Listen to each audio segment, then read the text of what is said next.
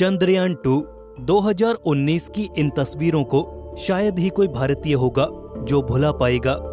अपने रास्ते से डेविएट होते विक्रम लैंडर की ये तस्वीर, लैंडर से संपर्क टूटने के बाद कमांड सेंटर की ये तस्वीर, और जिससे हर भारतीय का सीना पसीज गया वो थी ये तस्वीर। खैर, इन्वेस्टिगेशन में पता चला कि चंद्रयान 2 चांद की सतह पर किसी सॉफ्टवेयर ग्लिच की वजह से हार्ड लैंड हुआ था। सतह से करीब 2.1 किलोमीटर ऊपर से चंद्रयान 2 में गड़बड़ी शुरू हो गई थी और वो अपने प्रिडिक्टेड पाथ से भटक गया था।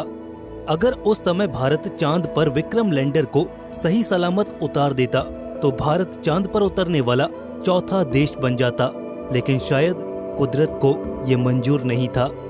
भारत के चंद्रयान 2 से कुछ महीने पहले इजराइल भी चांद पर परास्त हो चुका था।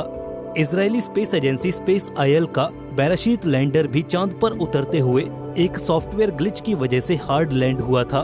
इसके अलावा 25 अप्रैल सन 2023 को जापान की एक प्राइवेट स्पेस एजेंसी आई स्पेस द्वारा भेजा गया हकुटो आर लैंडर भी चांद पर उतरते वक्त किसी सॉफ्टवेयर ग्लिच की वजह से सतह पर क्रैश लैंड हो गया।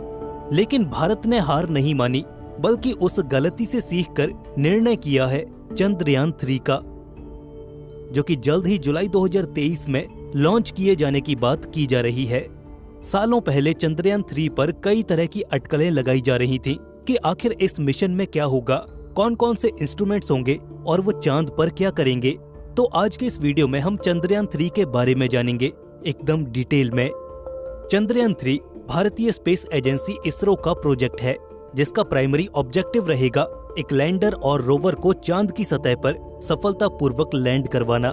लेकिन ये मिशन इतना चैलेंजिंग इसलिए बन जाता है क्योंकि भारत चंद्रयान 3 को चांद के साउथ पोल पर लैंड करवाना चाहता है। अब साउथ पोल पर दिक्कत यह है कि हम साउथ पोल पर किसी भी चीज से डायरेक्ट कम्युनिकेट नहीं कर सकते, और ना ही वो कम्युनिकेशन रियल टाइम में होगा, ना तो हम चांद के साउथ पोल को डायरेक्टली ऑब्जर्व कर सकते हैं।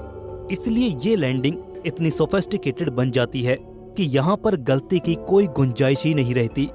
इसके अलावा साउथ पोल के इलाके को इतना ज्यादा एक्सप्लोर भी नहीं किया गया है, जिससे हमें वहाँ की जियोलॉजी और सतह की संरचना के बारे में ज्यादा डिटेल्स नहीं पता है।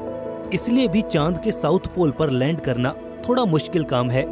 इसरो का चंद्रयान 2 भी चांद के साउथ पोल पर ही क्रैश लैंड हुआ था और चंद्रयान 3 को भी साउथ पोल पर ही उतारने का प्लान है। अब आपका ये सवाल हो सकता है कि अगर साउथ पोल पर उतरना इतना कठिन है तो हम बार बार साउथ पोल पर ही क्यों जा रहे हैं। तो इसका आंसर ये हो सकता है कि चंद्रयान 1 ने चांद के साउथ पोल पर ही पानी की खोज की थी, और आगे चलकर नासा के ल्यूनर रिकॉनेसेंस ऑर्बिटर ने ये कंफर्म भी किया था कि हाँ, वाकई चांद के साउथ पोल पर पानी मौजूद है। चांद के इस इलाके में कुछ ऐसे क्रेटर्स मौजूद हैं जो हमेशा सूर्य की रोशनी से दूर अंधेरे में रहते हैं। हमें वहां पर पानी मिल सकता है। इसके अलावा सूर्य के रेडिएशन से दूर होने की वजह से उन क्रेटर्स में अगर हमें जीवन के संकेत मिले तो वो एक बहुत बड़ी खोज होगी। इसके अलावा हमारा चंद्रयान 2 साउथ पोल पर ही क्रैश हो गया था, और मेरे ख्याल से चांद के साउथ पोल पर दोबारा उतरने के लिए इतनी मोटिवेशन काफी है। खैर, हमारे इरादे वही हैं, हमारा मकसद वही है, लेकिन चंद्रयान 3 ये बदल चुका है। ये चांद की सतह और ऑर्बिट से डेटा कलेक्ट कर पाएगा। इसमें एक लैंडर, एक रोवर और एक प्रपल्शन मॉड्यूल शामिल है। लैंडर और रोवर चंद्रयान 2 के विक्रम लैंडर और प्रज्ञान रोवर के जैसे ही होंगे, लेकिन कुछ बेहतर इम्प्रूवमेंट्स के साथ, जिनकी बात हम आगे इस वीडियो में करेंगे। लेकिन चंद्रयान 2 के ऑर्बिटर की जगह इस बार चंद्रयान 3 में एक प्रपल्शन मॉड्यूल होगा, जो कि किसी ऑर्बिटर की ही तरह चांद को ऑर्बिट करेगा।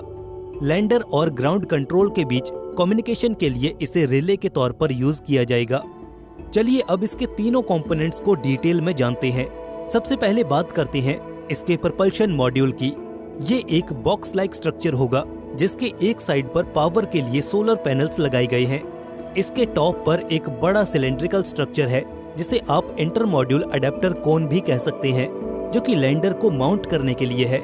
इसके अलावा इसकी दिशा और गति को कंट्रोल करने के लिए मेन थ्रस्टर भी लगाए गए हैं। बेसिकली प्रपल्शन मॉड्यूल का काम होगा लैंडर को कैरी करके चांद के स्पेसिफिक एरिया तक ले जाना, लैंडर को एक स्पेसिफिक ओरिएंटेशन में लैंडिंग के लिए रेडी करना और लैंडिंग के समय और उसके बाद भी लैंडर और ग्राउंड कंट्रोल के कम्युनिकेशन में एज अ रिले काम आना। इसमें कोई सोफिस्टिकेटेड साइंस इंस्ट्रूमेंट्स नहीं होंगे, ये बस एक कम्युनिकेशन सैटेलाइट के तौर पर काम में लिया जाएगा। इसके बाद है एक लैंडर, जो कि जनरली एक बॉक्स की शेप में होता है। सरफेस पर रेस्ट करने के लिए इसमें 4 लेग्स होंगी और लैंडिंग के समय उतरने के लिए इसमें भी लैंडिंग थ्रस्टर्स लगे होंगे। लैंडर का भार करीब 7552 किलोग्राम है, जिसमें करीब 26 किलोग्राम का एक रोवर भी है। इसके साइड में लगे होंगे सोलर पैनल्स, जो कि इसकी पावर नीड्स को पूरा करेंगे। इस मिशन में इसरो की सबसे बड़ी चुनौती होगी सफलतापूर्वक चांद की सतह पर टच डाउन करना, और इसके लिए इस लैंडर में कई तरह के सेंसर्स का यूज किया गया है, जैसे कि accelerometer, altimeters, Doppler velocimeter, star sensors, inclinometer, touch down sensor और कैमराज, जो कि खतरे को भांपने और सतह को सही से मॉनिटर करने और किसी भी हजार्ड को अवॉइड करने के लिए यूज किए जाएंगे। और ये सारा तामझाम होगा इस लैंडर को सही से चांद की सतह पर उतारने के लिए। इतने इंस्ट्रूमेंट्स के डेटा से ही हम सही डिसीजन ले पाएंगे, और अगर किसी सेंसर में ग्लिच आता है तो दूसरे सेंसर्स उसकी जगह पर असिस्ट कर सकते हैं। इसके एल्टीट्यूड यानी कि ऊंचाई को कंट्रोल करने के लिए रिएक्शन व्हील्स का यूज किया गया है। कम्युनिकेशन के लिए एक एक्स बैंड एंटीना यूज किया जाएगा, जो कि हमें डीप स्पेस नेटवर्क से जोड़े रखेगा।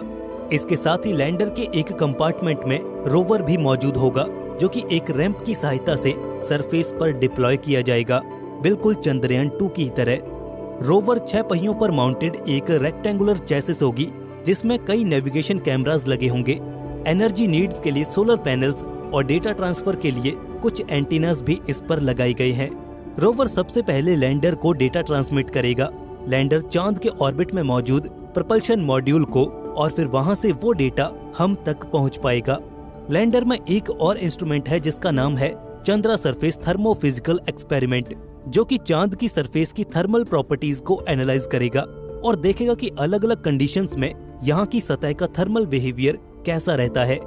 इसके साथ ही वहां पर होने वाली साइज्मिक एक्टिविटीज के लिए लैंडर पर instrument for lunar seismic activity यानी कि इल्सा को भी लगाया गया है, जो कि लैंडिंग साइट की साइज्मिक एक्टिविटी यानी कि चांद पर होने वाली भूकंपीय गतिविधियों को नोट करेगा। इसके अलावा the radio anatomy of moon bound hyper sensitive ionosphere and atmosphere यानी रंभा नाम का इंस्ट्रूमेंट भी लगाया गया है। ये इंस्ट्रूमेंट चांद के एनवायरनमेंट में मौजूद गैस और प्लाज्मा को स्टडी करेगा।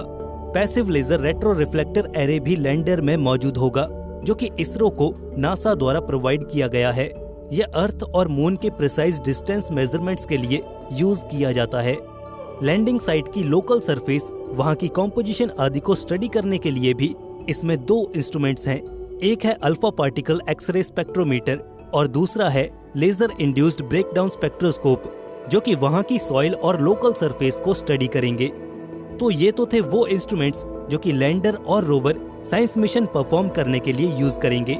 शुरुआत में हमने चंद्रयान 3 के ऑर्बिटर यानी कि प्रपल्शन मॉड्यूल के बारे में बात कही थी कि इस बार ऑर्बिटर कोई स्पेशल साइंस मिशन परफॉर्म नहीं करेगा, लेकिन इस पर the स्पेक्ट्रोपोलैरिमेट्री of habitable planet earth यानी शेप इंस्ट्रूमेंट को जरूर जगह दी गई है, जो कि चांद की ऑर्बिट में रहकर अर्थ को स्टडी करेगा। ये वाकई एक अच्छा कॉन्सेप्ट है। सीधी सी बात यह है कि हम चंद्रयान 3 से वो डेटा इकट्ठा कर पाएंगे जो चांद पर भविष्य में कॉलोनीज बनाने के लिए चाहिए होगा।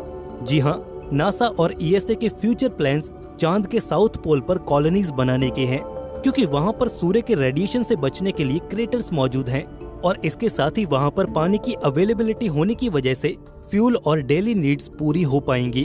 तो ये इसरो का एक बेहतर कदम है चांद को समझने का, और हमें पता है कि इस डेटा की डिमांड फ्यूचर में कितनी होने वाली है। ये मिशन इंडिया के लिए गेम चेंजर साबित हो सकता है। फिलहाल जुलाई 2023 में इसे GSLV Mark 3 heavy lift launch vehicle से सतीश धवन स्पेस सेंटर श्रीहरिकोटा से लॉन्च किया जाएगा। खुशी की बात यह है कि इस मिशन में हमारा चंद्रयान 2 ऑर्बिटर भी बैकअप रिले के तौर पर यूज होने वाला है। और ये बात शायद आपको दुखी कर दे कि इस मिशन को यानी कि रोवर और लैंडर को 14 अर्थ डेज के मिशन पीरियड के लिए ही इनिशियली डिजाइन किया गया है। हालांकि अगर सब कुछ सही रहा तो 14 दिन बाद इस मिशन को एक्सटेंशन मिल सकता है, लेकिन फिलहाल के लिए इसरो के पास 14 दिन का ही समय होगा। और हमारी प्रार्थना इसरो के लिए हमेशा रहेगी। दोस्तों, आपके क्या विचार हैं चंद्रयान 3 को लेकर, हमें कमेंट सेक्शन में जरूर बताएं। इस पर आगे भी अपडेट्स आती रहेंगी, इसलिए अपडेटेड रहने के लिए चैनल को सब्सक्राइब करके बेल नोटिफिकेशन ऑन जरूर कर लें। दोस्तों, जल्द मिलेंगे ऐसे ही एक और नई इन्फॉर्मेटिव वीडियो के साथ। तब तक के लिए स्टे क्यूरियस, बी हैप्पी, नमस्कार।